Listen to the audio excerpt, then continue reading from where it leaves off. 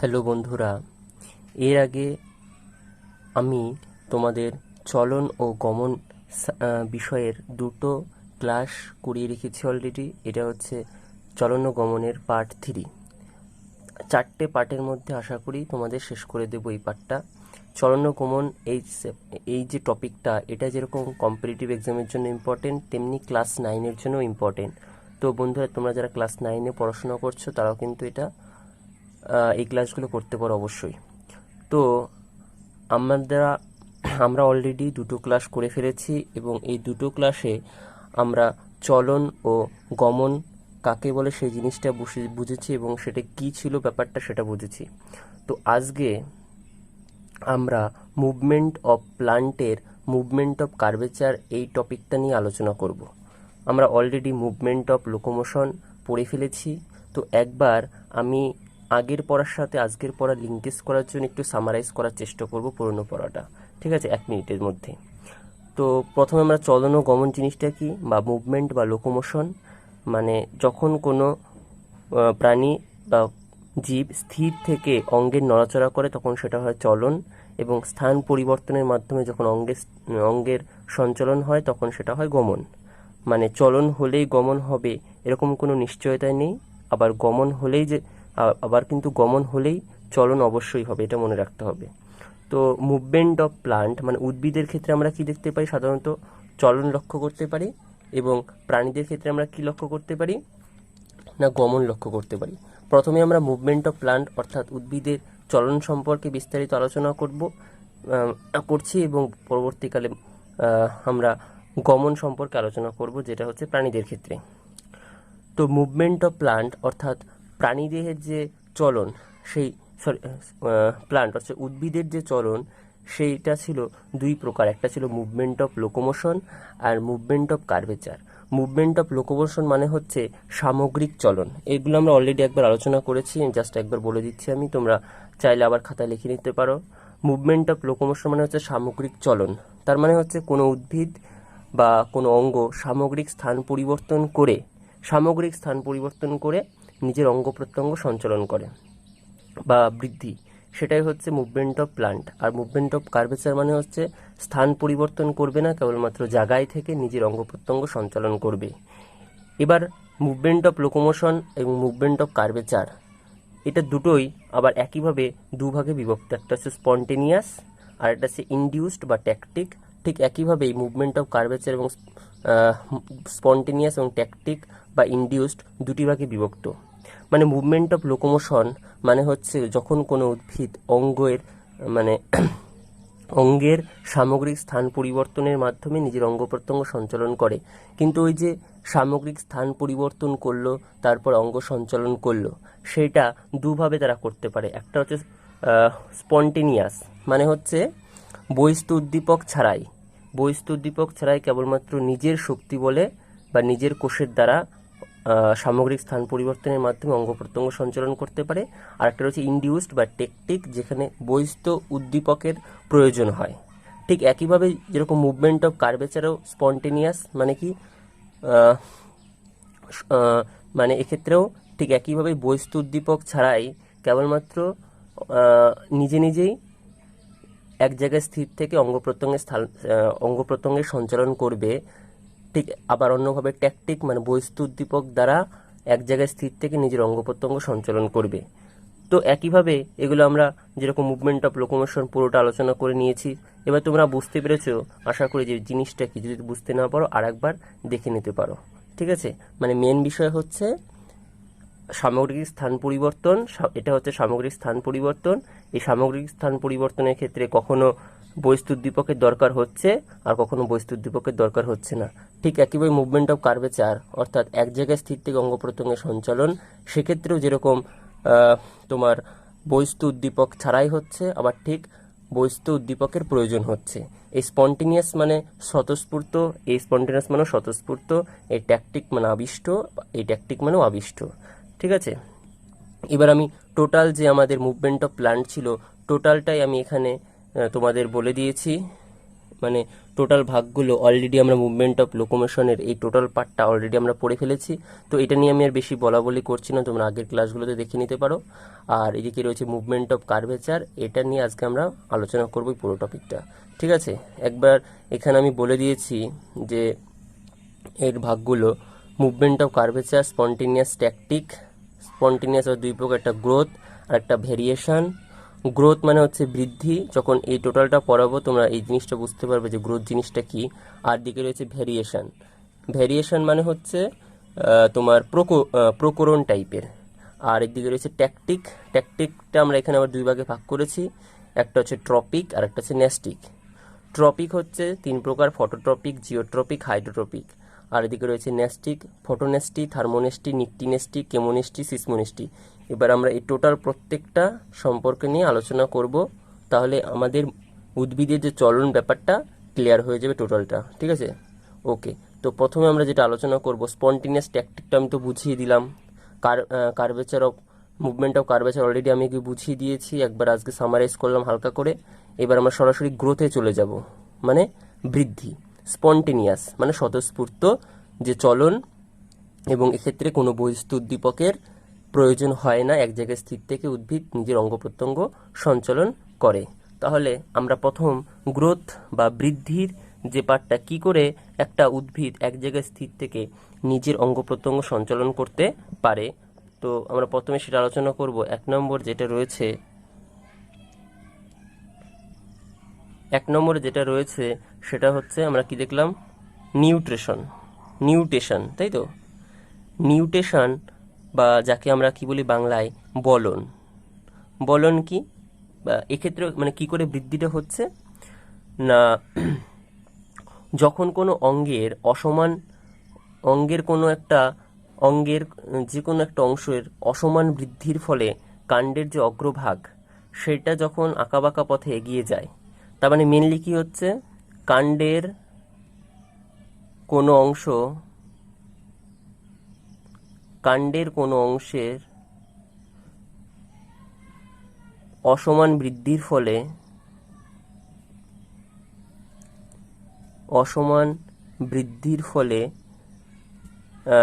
কাণ্ডটি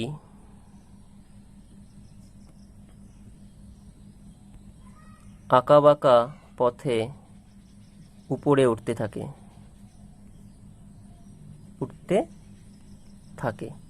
এটাই হচ্ছে আমাদের কি বলন বা নিউট্রিশন। মানে যে কোনো অঙ্গের কোনো একটা ঘাটতি বা তোমার বৃদ্ধির যে অসমান বৃদ্ধির ফলে কাণ্ডটি আঁকাবাঁকা পথে উপরের দিকে উঠতে থাকে, বৃদ্ধি হয়, চলন হয়, এটি হচ্ছে আমাদের বলন বা গ্রোথের একটা অংশ। যেরকম আমরা কোথায় দেখতে পারি, শিম গাছে লক্ষ্য করা যায়, অপরাজিতা। এই উদাহরণগুলো বেশি ইম্পর্টেন্ট বন্ধুরা পরীক্ষার জন্য। তারপরে তোমার বল্য জাতীয় যে সমস্ত উদ্ভিদ রয়েছে, বল্য বা বল্লী জাতীয় উদ্ভিদ, এদের ক্ষেত্রে আমরা এগুলো লক্ষ্য করতে পারি। আর রয়েছে 2 নম্বরে, এই গেল আমাদের নিউট্রিশন। 2 নম্বরে রয়েছে আমাদের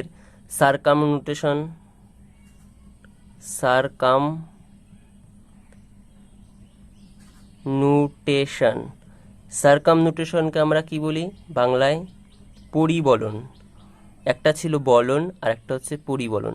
পরিবলন জিনিসটা কি না, কোনো উদ্ভিদের আকর্ষ আমরা দেখতে পারবে তোমরা যে বিভিন্ন রকমের লাউ, তারপরে কুমড়ো, ঠিক আছে, এই সমস্ত গাছে দেখবে ডগায় একটা সরু সবুজ আকৃতির ছোট্ট নরম পাতলা, মানে এরকম, এটা মনে করো ডাল, এখানে এরকম থাকে আকর্ষ টাইপের, ঠিক আছে, এরকম আকর্ষ, এটা কি বলি আমরা, আকর্ষ।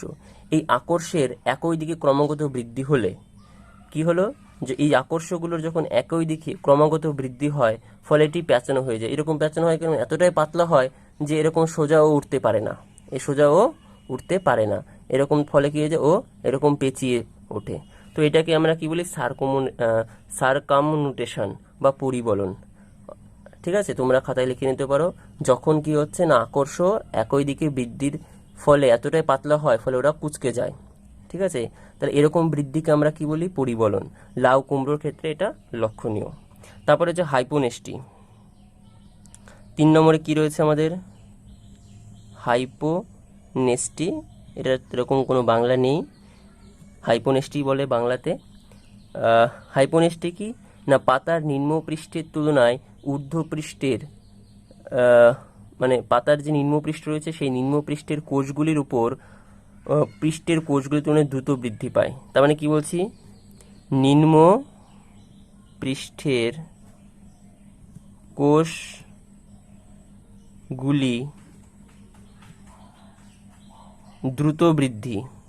কি হচ্ছে না, নিম্ন পৃষ্ঠের কোষগুলি দ্রুত বৃদ্ধি উপরের পৃষ্ঠের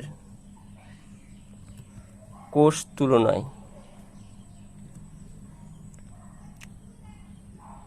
যেরকম আমরা কি দেখতে পাবো? ফার্ন, কচুর পাতা, অপরাজিতা, এগুলো আমরা এক্ষেত্রে দেখতে পারি হাইপোনেস্টি।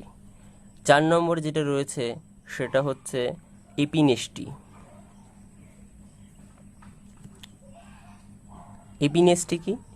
এপিনেস্টি হচ্ছে যখন পাতার ফলকগুলি ধীরে ধীরে উন্মুক্ত হয়। যে কোনো পাতার ফলক উন্মুক্ত হয় তখনই তাকে আমরা কি বলি? এপিনেস্টি। এবং সেই উন্মুক্তটা আমরা সবাই জানি যে ধীরে ধীরে হয়। তো সেক্ষেত্রে কীরকম আমরা দেখতে পারি? ফার্ন গাছে লক্ষ্য করতে পারি, কলা পাতা, কচুর পাতা ইত্যাদি গাছে আমরা এপিনেস্টি লক্ষ্য করতে পারি। তাহলে এপিনেস্টি কি হলো? যখন ফলক তোমার ধীরে ধীরে উন্মুক্ত হচ্ছে। তাহলে এই গেল হচ্ছে গ্রোথ। মানে কি? বিভিন্ন যে উদ্ভিদের বর্ধিষ্ণু অঞ্চল রয়েছে সেই বর্ধিষ্ণু অঞ্চলগুলিতে যে অসমান বৃদ্ধি, তার ফলে যে চলন, সেটাকে আমরা কি বলছি? গ্রোথ। এবার আমরা যেটা আলোচনা করব সেটা হচ্ছে আবিষ্ট চলন, মানে ট্রপিক চলন আর ন্যাস্টিক চলন। তার আগে বন্ধুরা একটা জিনিস মনে রাখবো যে মুভমেন্ট অফ প্ল্যান্ট পড়ার সময় আমরা একটা জিনিস দেখতে পারবো যে এখানে 3টে গুরুত্বপূর্ণ কথা থাকে। একটা থাকে গতিপথ, আরেকটা থাকে উৎস, আরেকটা থাকে তীব্রতা। মানে উদ্দীপকের গতিপথ অনুসারে, উদ্দীপকের উৎস অনুসারে, উদ্দীপকের তীব্রতা অনুসারে। তার মানে যে কোনো উদ্দীপকের উৎস মানে কি? উদ্দীপকটা যেখান থেকে সৃষ্টি হচ্ছে সেই সৃষ্টির উপর বেস করে যখন চলন। তীব্রতা তার মানে কি? উদ্দীপকটা কতটা তীব্র, সেটা সূর্য হোক, ঠিক আছে, বা বায়ু হোক, যে কোনো জিনিস। আবার গতিপথ মানে সেই উদ্দীপকটা কোন পথে চালিত হচ্ছে সেটাই হচ্ছে গতিপথ অনুসারে। তাহলে এই 3টি জিনিস আমাদের ভালো করে গুলিয়ে ফেললে চলবে না কিন্তু, ঠিক আছে? এর উপর বেস করে অনেকগুলো কোশ্চেনের অ্যান্সার আমাদের ইজি হয়ে যাবে। চলো নেক্সট তাহলে আমরা ট্রপিক চলনে চলে যাই। তাহলে ট্রপিক চলন কাকে বলে? এটা হচ্ছে এক প্রকার আবিষ্ট চলন, ঠিক আছে? তাহলে ট্রপিক চলন মানে হচ্ছে উদ্ভিদ অঙ্গের চলন যখন উদ্দীপকের গতিপথ অনুসারে হবে তখন সেটাকে আমরা কি বলবো? ট্রপিক চলন। এই ট্রপিক চলন আবার 2 প্রকার, একটা হচ্ছে ফটোট্রপিক, একটা হচ্ছে জিওট্রপিক। ফটোট্রপিক কাকে বলছি আমরা? ফটোট্রপিক হচ্ছে যখন আলোক উৎসের গতিপথে। তাহলে এই যে এখন উদ্দীপকটা কি না, আলোক উৎস। এই যে আলোক উৎস উদ্দীপক, সেই উদ্দীপকের যে গতিপথ মানে আলোটা কোন দিকে যাচ্ছে তার উপর বেস করে যখন উদ্ভিদ অঙ্গের চলন হবে তখন সেটাকে আমরা কি বলবো? ফটোট্রপিক। ঠিক একইভাবে জিওট্রপিক কি না, মধ্যাকর্ষণ শক্তির ফলে অভিকর্ষের গতিপথ অনুসারে। অভিকর্ষ মানে হচ্ছে আমাদের যে পৃথিবীর যে আমাদের গ্র্যাভিটেশনাল ফোর্স, তাই তো, সেই বলে কি হচ্ছে না অন্য কোনো একটা বস্তুকে পৃথিবীর টানছে, সেটাই হচ্ছে আমাদের অভিকর্ষ। সেই অভিকর্ষের গতিপথ অনুসারে যখন কোনো একটা উদ্ভিদ অঙ্গের চলন হচ্ছে তখন সেটাকে আমরা কি বলছি? জিওট্রপিক চলন, ঠিক আছে? তাহলে মধ্যাকর্ষণ শক্তির ফলে তুমি যদি এটা নাও বলো, তুমি যদি শুধু এটা বলো যে অভিকর্ষের গতিপথ অনুসারে যখন কোনো একটা বস্তু প্ল্যান্টের চলন হচ্ছে তখন সেটাকে আমরা বলছি জিওট্রপিক, ঠিক আছে?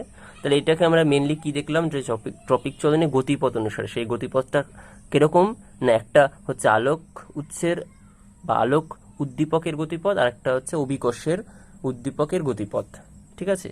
তো এই প্রত্যেকটা আবার 3টি ভাগে বিভক্ত। যেমন ফটোট্রপিক আমরা দেখতে পারি একটা অনুকূল, প্রতিকূল, একটা তির্যক। মানে ফটোট্রপিকের যে অনুকূলে আমরা উদ্ভিদের কোন অঙ্গটাকে দেখতে পারি? আমরা সবাই জানি সেটা হচ্ছে আমাদের যে কাণ্ড, তাই তো, কাণ্ড বা শাখা।